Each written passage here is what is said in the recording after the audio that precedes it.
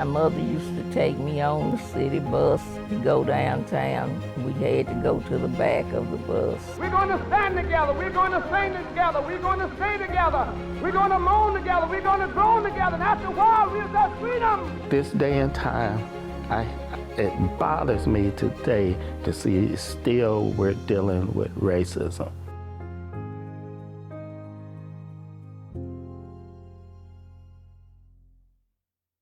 Good evening, and thanks for joining us for this 25 News special uncovering our history. I'm Naya Gonzalez. I'm Jarrell Baker. And I'm Leah McNeil. Tonight, as we celebrate the achievements that African Americans have made in this country, we're highlighting our history rooted right here in Central Texas. Black History Month grew out of Negro History Week, started by Carter G. Woodson, who's known as the father of Black history. In 1926, Woodson declared the week of February 7th to celebrate and raise awareness for Black history. But African Americans had to wait 50 years for that change. In 1976, President Gerald Ford officially recognized February as Black History Month. Right now, our public schools and teachers are at war with politicians to teach Black history or not to. Whether it's critical race theory, social studies, American history, call it whatever you want, we have to have these tough discussions and educate our youth to move forward in a positive direction. Problems the Black community face can't be solved if we pretend that they don't exist, and fixing those problems means going to the root, unpacking and understanding our history to do better in the future. Let's take a race perspective. With the intention of sort of uncovering the places where we're missing that connection, that understanding of other people who don't make up the majority of our social context. From the beginning of time, racism has plagued the Black community, shaping public policy. It's no coincidence that Black and brown people in this country face higher rates of imprisonment, have less access to things like health care, education, and affordable housing. Teaching or learning about Black history in these very systems isn't to divide people. It's actually to bring us closer together to create a more equal society. Since its founding, the state of Texas had established this dangerous idea of racism, beginning with the buying and selling of Black men, women, and children. And although the nation abolished slavery back in 1865, the racial attitudes towards Black people has continued for decades, along with generations of violent lynchings. Tonight, we share the stories of St. Majors and Jesse Washington, two of Waco's most horrific lynchings, and how they led to a larger movement for change. For years, his death hung over the family just like a dark cloud. What once was a family kept secret. My mother and her siblings were brought up to not talk about him because of fear of retribution. Is now being exposed. I could tell it hurt her to talk about this. 76-year-old Nona Kirkpatrick remembers the story told to her by her grandmother, Mary Majors Green. St. Majors was my maternal grandmother's youngest brother, so that made him my great uncle. She says in the summer of 1905, Majors was arrested and put in jail. It was a classic story of the South. A young Black man accused of raping a white woman. Awaiting trial, Majors maintained his innocence, but on August 8, 1905, an angry mob broke into the jail looking for vigilante justice. They took him down, dragged him down to what's known now, I guess, the Washington Street Bridge. And that's where they hanged him from the bridge, and then they shot the body. Hundreds of lynchings just like that of St. Majors produced no consequences, eventually leading to one of the worst lynchings on record in Central Texas. There's no good way to lynch somebody, but Jesse Washington's was the most horrific that anybody had ever heard of because they dragged his body, they burned him. In 1916, nearly a decade after Major's killing, Jesse Washington was accused of raping and killing a white woman, Lucy Fryer, in Robinson. She was the wife of a farmer he had worked for. Somebody said that they saw him near the place where the murder took place moments before. Dr. George Harrison says Fryer was found bludgeoned to death inside her home. And so it didn't go well for Jesse. as far as that's concerned. He was arrested and put on trial. Harrison says the all-white jury deliberated for just 4 minutes before finding Washington guilty. Then an angry mob rushed into the courthouse, seized the man, pushing him in front of City Hall. Stabbed and beaten as he went. His genitals were removed, and his fingers and toes were cut off. Nearly 15,000 people gathered around, watching and cheering as the mob burned Washington alive, dragging him through the streets of Waco in black neighborhoods. It brought horror to many. Of course, to the black community, it was a horror. He was 17 years old. That is a kid by any definition. No one really knows if Washington did in fact kill and rape Lucy Fryer, but Shannon Spitzer, Lucy Fryer's great-great-granddaughter, says even if he did, his death was wrong. And what happened to him subsequently after he performed this terrible act was not justice, not even close. Photos and postcards of Washington's lynching were sent across the country, eventually reaching the newly formed NAACP. I think Washington was one of those things that sparked a preliminary movement toward the civil rights movement. There was a national effort to pass a federal anti-lynching bill in 1918, and although it was defeated by white Southerners in the Senate, the culture around circus-like lynchings shifted. There were suddenly consequences, and people were held accountable for killing blacks. It sounds like it takes monumental instances that we'll never forget to make other things happen. Moments in time, sparking a movement to create a more just and more equal society.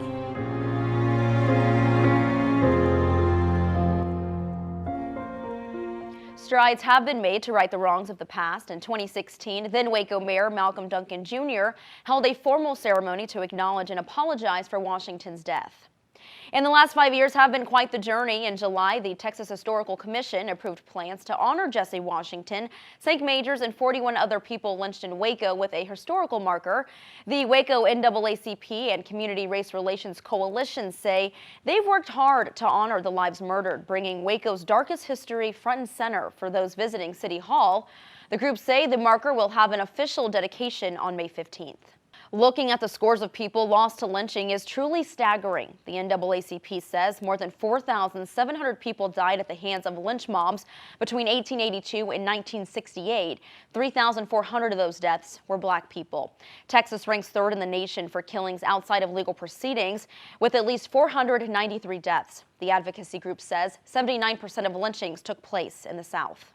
You may think of lynching as an extremely horrific practice of the past, but they actually continue today. James Byrd Jr., Ahmaud Arbery, and George Floyd names that all come to mind when I think about modern-day lynching. In 1998, James Byrd was chained to a car by 3 white supremacists and dragged to his death in Jasper, Texas. Ahmaud Arbery was shot and killed while jogging near Brunswick, Georgia. The 3 white men found guilty for his death claimed he was simply trespassing. And George Floyd was held down by a white Minneapolis police officer in broad daylight with his knee on his neck for 9 minutes, suffocating him to death. Tonight, our Todd Unger examines modern-day lynching. Looking back at the darkest moments of Waco history, it is hard to imagine what it takes to do this to another human being. In Texas, violence was justified and celebrated in a way that I think was not common in other places. Historian and Waco native Will Kerrigan says racism and its horror still exists. At the time of Jesse Washington's lynching, and today you can see these parallels where people are saying, well, no, it's just a few bad people who did this. That same indifference to human suffering from 100 plus years ago isn't too hard to spot in 2022 America. It's not like George Floyd is the only black man ever killed by the police. Jesse Washington wasn't the only black man who was ever lynched, but they were particularly gruesome examples of a larger phenomenon, and the visual evidence in each case was remarkable. It is a systemic problem, one hiding in plain sight.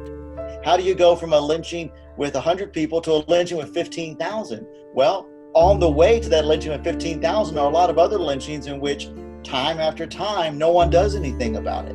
But he says documenting history in both cases can help inspire change and hopefully progress. For Jesse Washington would not have had the same impact if it hadn't been for those photographs. And the same thing, if there had been no video of George Floyd getting killed, there's no worldwide movement responding to George Floyd's death. He still would have been killed, same exact way, same exact death. Michael Dean was fatally shot by former Temple police officer Carmen DeCruz in 2019 after a traffic stop. DeCruz attempted to reach in Dean's car and take out the keys while his gun was drawn. Then the weapon fired and shot Dean to death. He was unarmed. DeCruz has been charged with manslaughter, but the trial has been pushed back multiple times. The family is hoping to have a trial later this year. To see him brought to justice and to learn more about what actually happened on the night their son was killed. They have learned very little since they put him in the ground. They put him in the ground knowing very little about what happened.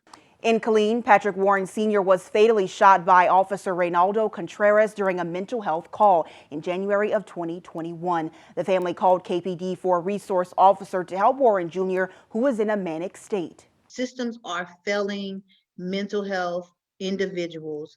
If you are suffering from mental health, I don't feel that mental health should lead to a death sentence. Later that year, a Bell County grand jury decided no prosecution would take place against Officer Contreras. It's been over a year since the incident, and Contreras is still on the Killeen police force. Warren's family still looking for answers and wants the officer to be held accountable. From slavery to freedom to civil rights. So many have had a hand in the fight for equality. We continue uncovering our history, sharing the story of a Temple activist shaping the next generation of leaders. That's up next.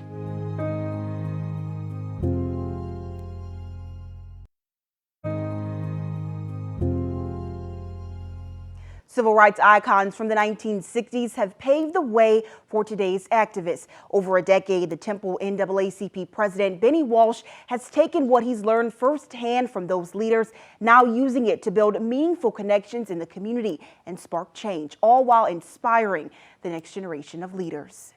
Back in the 1960s, mob action and civil disobedience, a state of emergency exists within the city of Kansas City. Benny Walsh was just a kid. But as a person of color, he faced racism and hatred, issues much bigger than himself. I have not always been on the right side of trying to make it. He had drive, but lacked direction. As a young man, I threw rocks through windows, broke out windows, destroyed stuff. Wise words from his aunt, the president of Kansas City's NAACP chapter at the time, steered him in the right direction. My auntie put it in my heart that you have to do something for your people. At 13, from Kansas City to Chicago, Walsh began marching and protesting for his rights, listening to the leaders of the era. It's not hate to say that we were kidnapped and brought here, it's true.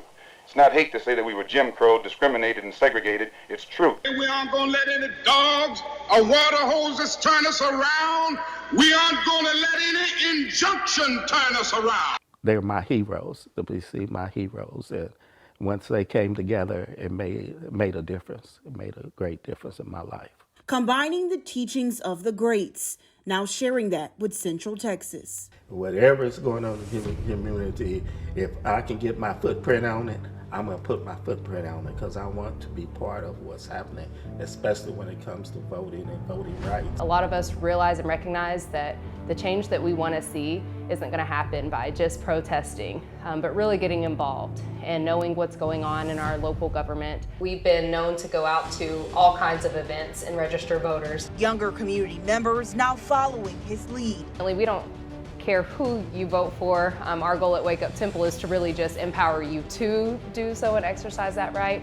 Wake Up Temple, spearheaded by Terrace Goodwin, aims to promote nonpartisan civic engagement. When we do or don't have turnout from typically underrepresented communities, then we see that reflected in the results of the election. And ultimately, if we don't participate in that process, then I don't feel that we have a right to, criticize or be upset. Goodwin and her team ready to continue the fight. I really truly believe this is the time for our generation to kind of pick up that torch and keep it running. But to see young people following that path and doing what is right for the community, it brings joy to my heart. It's a fight Walsh has been fighting for most of his life. This day and time, It bothers me today to see still we're dealing with racism. And doesn't plan on stopping anytime soon. To follow what the Lord says, so until he says, it's time for you to quit, I'm gonna keep doing his work. Such a powerful story, Leah, and I'm so happy you touched on this because it really goes to show how important it is to make your voice heard, whether it's peaceful protesting or even at the polls. And that's really how you make change, especially on the local level. Now, voting is really one of the greatest tools when it comes to our democracy, yet thousands still take it for granted. Now, in fact, voter registration participation is extremely low in local elections, yet those local elections have a greater impact in our everyday lives. 2 votes decided the fate of the Temple election bond in November of last year. Now, of the nearly 80,000 residents, only 4,000 actually voted. The bond, worth more than $170 million, failed. It would have made upgrades to facilities and replaced portable buildings within Temple ISD. Now, despite unique challenges faced in 2020 with the pandemic, the 2020 election had the largest increase in voting between 2 presidential elections on record, with more than 17 million more people voting in 2020 than in 2016. But let's take a look at the numbers here at home. In McLennan County, they saw 66% of registered voters headed to the polls in 2020. That's nearly a 10% increase from 2016. Over in Bell County, they had a near 10% increase too, with 59% of those registered voters casting their ballots in 2020. When you look at these pictures, what do you see? Now, some may say that they're beautiful. Others may say this is over the top or too much. Now, research shows that black and brown men and women are less likely to be hired for their job with hairstyles like these. Now, that's opposed to straight hair, shorter or tapered cuts for men. It's why many here in Central Texas are pushing the state legislators to pass the Crown Act to stop hair discrimination. Braids, twists, curls, and locks. All different types of protective hairstyles worn in the black community to protect our natural hair. But for generations, these styles have been deemed distracting, unprofessional, and inappropriate. From the workplace to schools, even our nation's military. The discrimination that we've been getting is nothing new. That is old.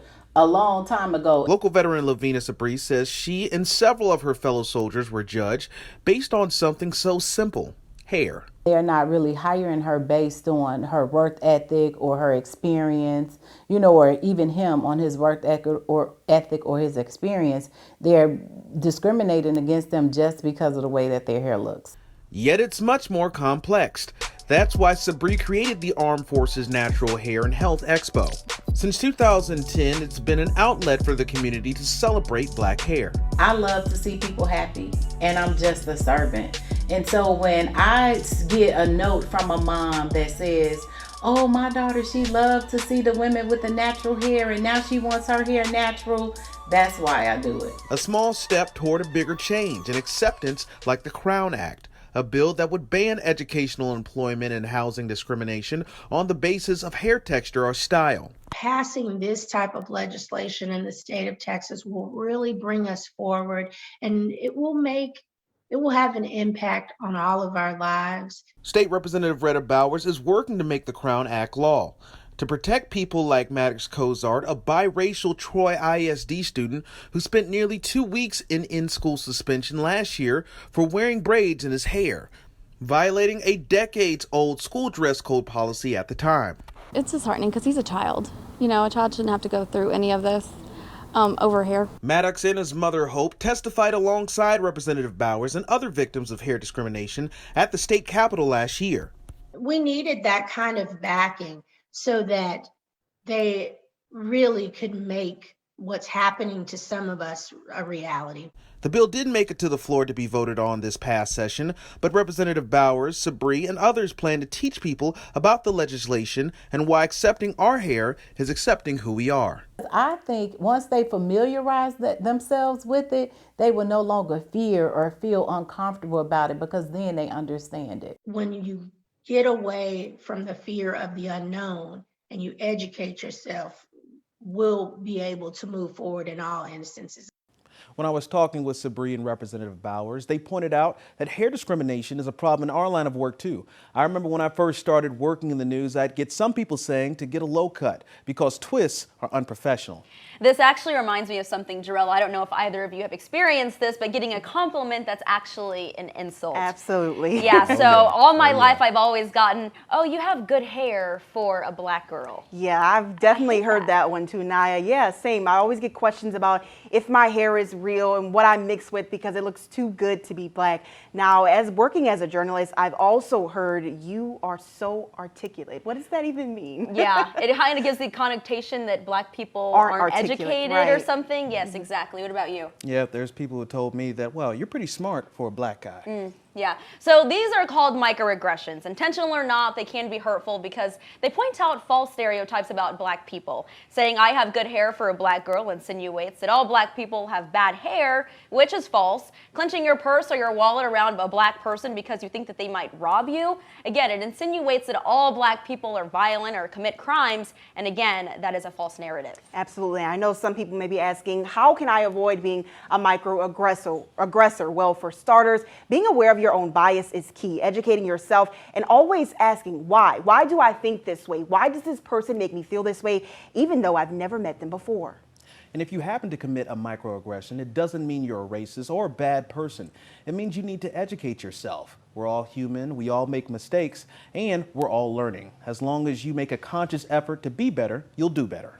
And speaking of doing better, the EW Scripps Company is committed to a diverse and inclusive culture that reflects the community we serve. Here at 25 News, we prioritize ongoing training when it comes to topics related to equity, diversity, and inclusion. Our own EDI committee has been working continuously to address our mugshot policy. The entire 25 News team in front of the camera and behind has undergone unconscious bias and microaggression training to ensure we continue to present nonpartisan and unbiased news.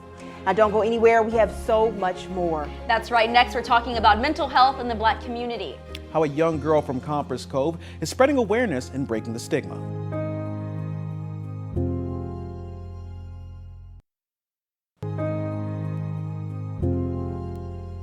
Within the last few years, there has been a profound push for mental health nationwide. But in the black community, there is still a stigma about getting help. One young girl in Copperas Cove is making sure mental health care is the top of mind in her community. Looking at her now, you see a young girl competing and winning pageants. I won preteen Miss Five Hills. Doriana Gilbert now confident in the skin she's in. But she wasn't always this way. My platform of service this year is anti-bullying awareness. And I chose that because I used to get bullied. Teased and taunted over things she couldn't control. They used to say just rude things to me. Until it was too much to handle on her own. Once it started being a daily thing, then I just started to get more sadder and I had to tell someone. So she turned to the only person she could. Without her, I don't know where I could be right now. Her mother. Shanada Gilbert hung on to every word her daughter said. I have seen, friends of mine that kids have taken their life behind them being bullied in schools and stuff like that. But for her to feel comfortable enough to come to me and tell me so that we can handle it right then and there, that meant a lot. Mental health not always a priority for Doriana's mom. Losing her own mother and time in the military changed that. Me and my husband, we both served in the military, been overseas and stuff. So PTSD is something that we always talk to, with our children. In our community, we don't go to counseling. We don't seek help when we need it. We think we can just overcome it. Mental health is just as important as the health and the strength of your body. Yolanda Washington, the founder and clinical director of It's a Journey Counseling, says while Black people have come a long way with being open to therapy, the stigma is still there. Sometimes in the Black community, toughness is looked at as strength. But behind that toughness, a lot of time, they're just trying to hold it up the very best way that they can. However, Washington is optimistic about younger generations. We want our children to grow and be well-rounded people. And so in order to start that, we have to start that early, saying, it's okay if you want to express these emotions. You got to sit there, you got to listen to your child. You got to be that support system for them. The time her mother took to listen sparked something in Doriana. I started learning how to stand up and I want other kids to know that it's okay to stand up. Doriana expanding her anti-bullying campaign across the city of Copperas Cove. Be the reason someone smiles. And hosting the annual Suicide Prevention Walk, hoping she can be the change she wants to see. I wanted to be the one to make everyone rise as one, and we're all just trying to make an impact on the world. Mental Health America says over 7 million people in the U.S. who identify as Black or African American have reported a mental illness in the last year. They also found that Black and African American teenagers are more likely to attempt suicide than white teenagers. Black people are also more likely to be diagnosed with schizophrenia and are offered medication at a lower rate in general.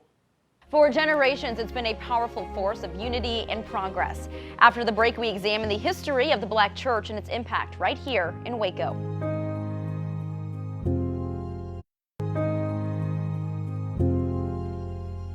The church is so deeply rooted in Black history, dating back to slavery. For decades after the Civil War, Black churches like Tolliver Chapel Baptist Church in East Waco became a meeting place for political activism, plotting for justice and equality.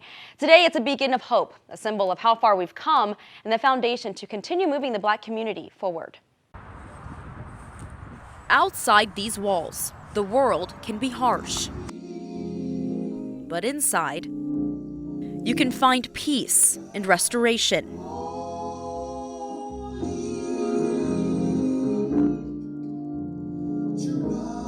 Founded in 1895 by Reverend L. Tolliver, this church has uplifted the Black community for more than a century. They were one of the first churches to have a pre-K, a kindergarten school. Being a light in dark times, like segregation and injustice. Across history, the Black church was that foundation. I mean, you go back as far as slavery period. I mean, that's where they found the hope. That's where they found the faith. And now, a pandemic. We welcome you this morning to our virtual worship experience. Serving for 21 years, Pastor Jimmy Hunter is the second oldest tenured pastor at the church, seeing its transformation. Tolliver has weathered the storms and been here. I mean, Tolliver was here when there was a railway that passed through here. And impact in the community. I'm seeing more and more persons are recapturing the essence of what the church was meant to be. Faith is acting like a place of refuge for spiritual nourishment and support in times of need. We do outreach. We help people. We've done food drives where we have food for people to come get food, and we do Christmas baskets, Thanksgiving baskets. So we're always helping the community.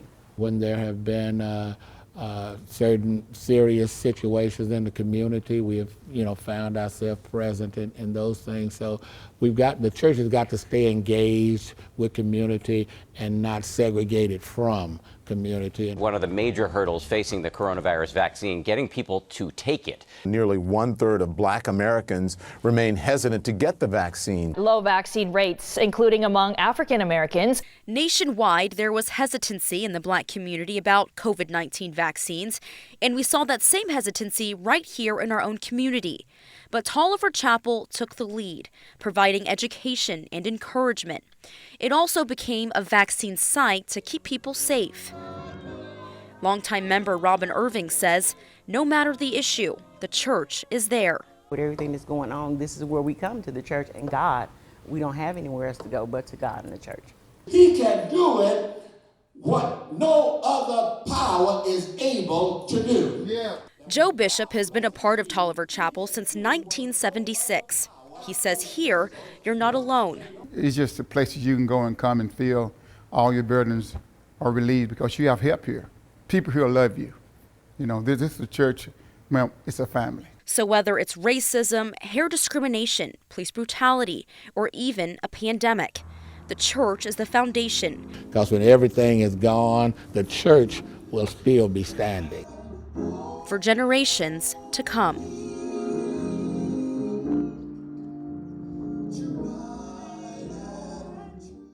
for generations indeed.